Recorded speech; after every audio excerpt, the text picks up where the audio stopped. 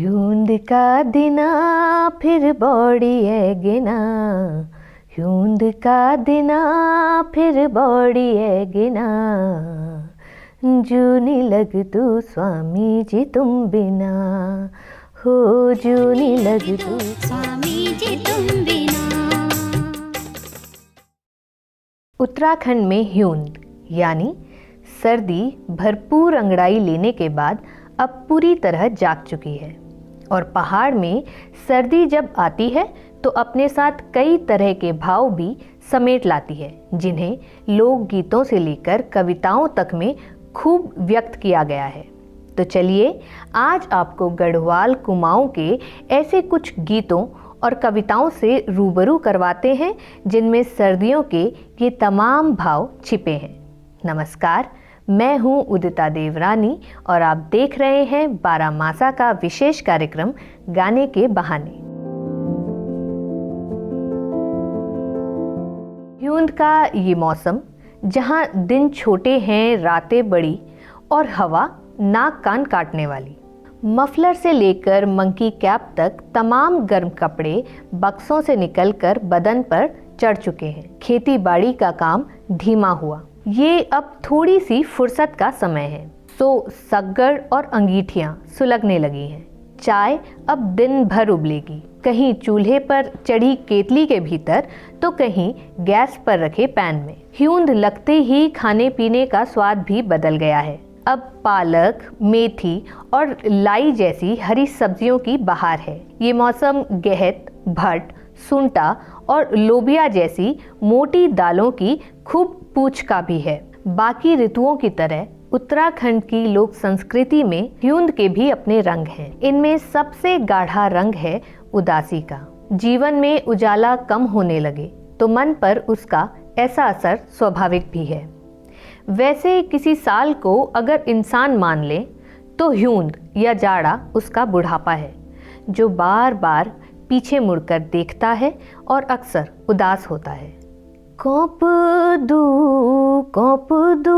थर थर फिर ह्यूंद आई, त्यारा बाठो ह्यूं भी में माँ ढोली गई, टप टप पठालियों की हूँ सी गलुड़ो रोमी, मोल्यार आई त लटुली फूली गेनी, लटुली फूली गेनी। यानी हाड़ कपाता सर्द मौसम आया और तेरे हिस्से की बर्फ भी मुझ पर गिरा गया। पठालियों यानी छत के पत्थरों पर पड़ी बर्फ की तरह मैं भी गलता रहा। फिर बसंत आ गया, लेकिन उसका कोई फायदा न था क्योंकि तब तक उम्र बीत गई थी। यह एक ऐसे इंसान की व्यथा है जिसका प्रेम समय से परवान न चढ़ सका। उसने जीवन का ह्यून झेला इस उम्मीद में कि जल्द ही किस्मत उस पर मेहरबान होगी, लेकिन ह्यून बीतते बीतते और बसंत यानी मौल्यार आते आते बहुत देर हो गई। ह्यून की इसी उदासी को आगे बढ़ाता है वह गाना जिससे हमने अपनी बात शुरू की थी। ह्यूंद की राती लंबी लंबी होंद, आँखों को पानी तर तर चूंद, घुट घुट मिते बाडोली लग दिना, घुट घुट मिते बाडोली लग दिना, हो जूनी लग तू स्वामी जी तुम बिना, हो जूनी लग तू स्वामी जी तुम बिना। जिस दौर के ये गीत हैं वह ऐसा समय था जब उत्तराखंड को मनी ऑर्डरी अर्थव्यवस्था कहा जाता था। पहाड़ के पुरुषों की एक बड़ी संख्या परदेश यानी मैदानी शहरों में होती थी। ये लोग जो मनी ऑर्डर घर भेजते उससे ही परिवार की गाड़ी थोड़ा ठीक से चल पाती थी। साल के ज्यादातर दिन वे अपने घर से दूर रहते। इस दूरी की पीड़ा कई गीतों में फूटी है, जैसे ये गीत। ह्यूंद का मैनों की लंबी लंबी राती, लंबी लंबी राती, कनक्वेक काटली झजराली गाती परदेस छोड़ी कब आला बौड़ी, परदेस छोड़ी कब आला बौड़ी, देव तो मनाड़ी होली, धक ध्यांदी जी कुड़ी रग दी आँखें कहता खो जानी होली। जैसा कि पहले भी जिक्र हुआ, ह्यूंद में खेती बाड़ी का काम थोड़ा हल्का हो जाता है, इसलिए साल का ये वक्त थोड़ी सी फुर्सत लेकर आता है। यही समय होता है किस्से कहानियों का। भुला भुलियों बिजारावा, कथा सूणा हुंगरा द्यावा, चौमासू ग्याई कुरेड़ भागी, जाडू आई ह्यूंद लागी। ह्यूंद की जरा सी फुर्सत महिलाओं के लिए बड़ी राहत लेकर आती है।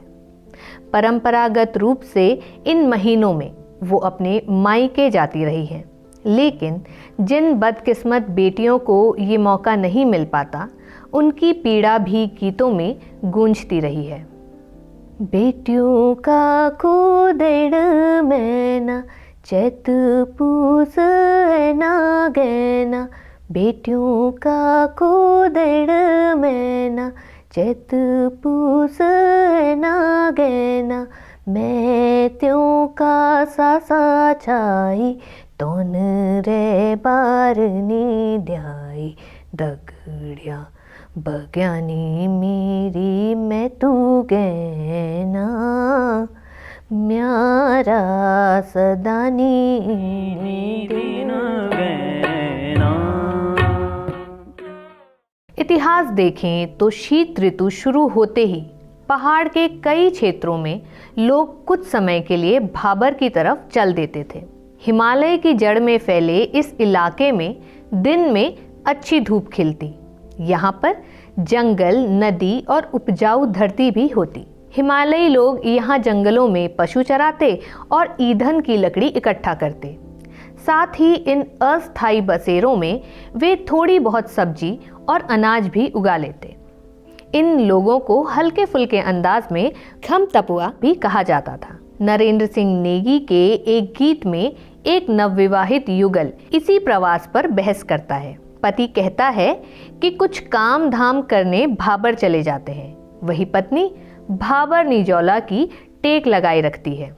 यख पहाड़ मां जडू है गे भारी, यख पहाड़ों मां जडू है गे भारी, 4-6 महीना सुआ मैना 4 एक सुआ, भाबर जयोला भाबर जयोला, तुम्हारी माया माँ हूंद क्या उम्र भी, तुम्हारी माया माँ हूंद क्या उम्र भी, यखी कटी जाली सुआ, यखी रे जोला सुआ,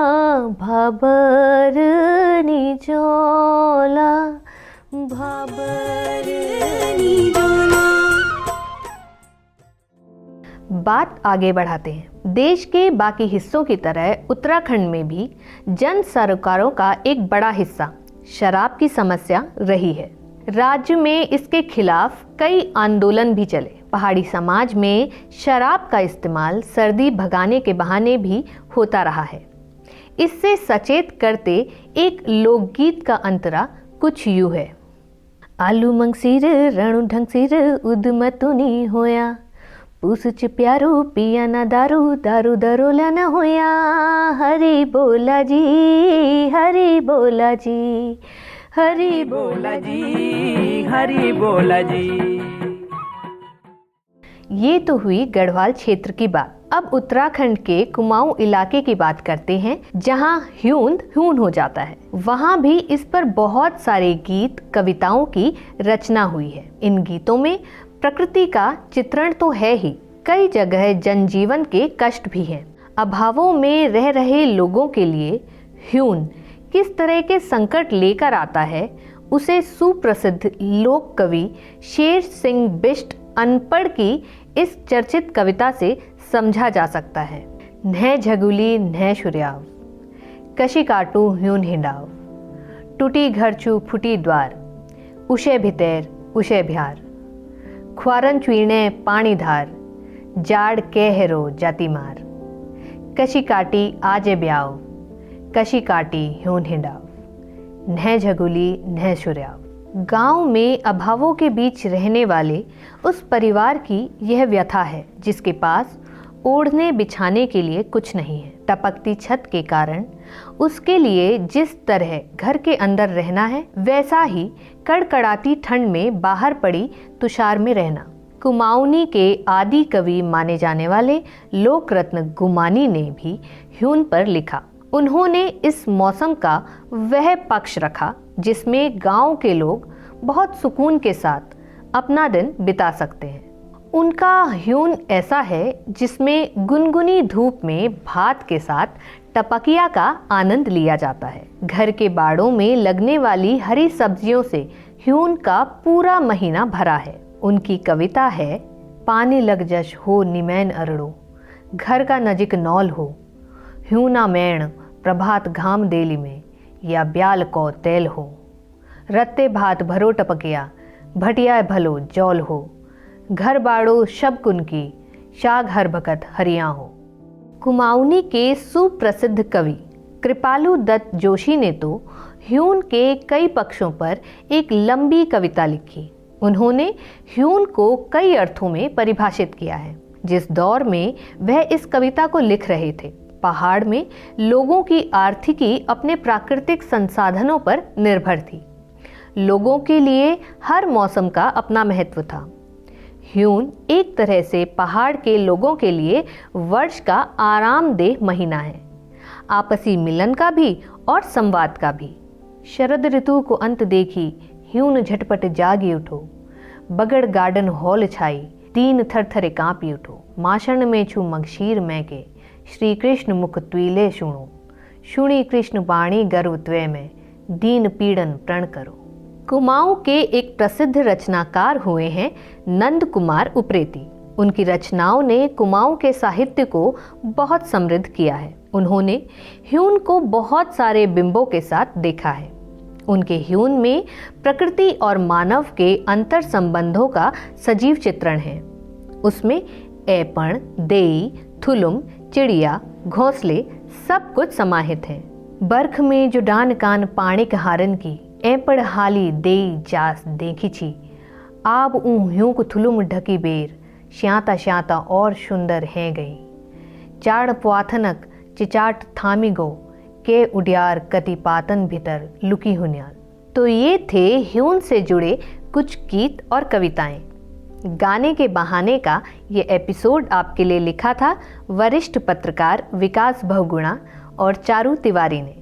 आपको ये कार्यक्रम पसंद आया हो तो इसे लाइक और शेयर करने के साथ ही सुपर थैंक्स का बटन दबाकर या चैनल की पेड मेंबरशिप लेकर बारामासा का सहयोग करें, ताकि हम लाते रहें पहाड़ से जुड़ी हर जिज्ञासा की खुराक बारामासा।